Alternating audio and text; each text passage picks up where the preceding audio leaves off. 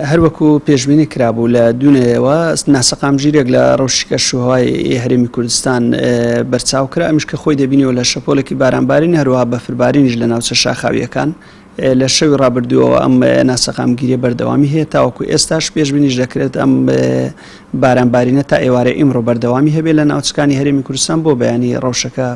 بەرەو سەقامگیربوونەوە بچێت تەنهاوی دەمێنێتن ئاسمان لە نێوان نیمچە هەوری بۆ هەوری لەگەڵ دروستبوونی تەم دەبێت لە کاتی بەرەبەیانیدا و پلەکانی گەرماش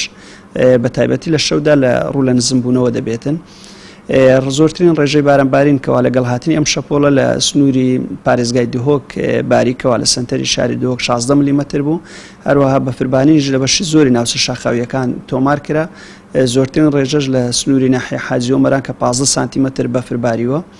بەڵام کۆتا شەپۆلی بارانباری نییە، پێشبینی دەکرێت لە ڕۆژی هەینی داهاتوش پەنا بەخوا بارانبارین دووبارە دەست پێ بکاتەوە لەسەر ناوچەکان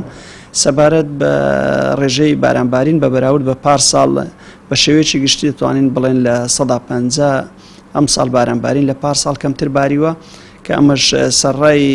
بارانبارینی پارساڵکەوە بارانێک کەم بوو، ئەم ساڵیش بە هەمان شێوە تاکو ئێستا بە نزیکەی 150 کەمتر باریوە.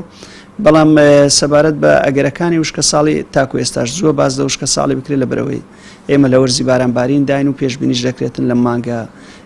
ئەم نزمە پاڵەپەستوانەی دەریای ناوەڕاست زیاتر ڕێژەکانیان ڕوو لە ناوچەکانی هەرێمی کوردستان بکات و بێتەوەی بەرزبوونەوەی ڕێژەی بارانبارینی ئەم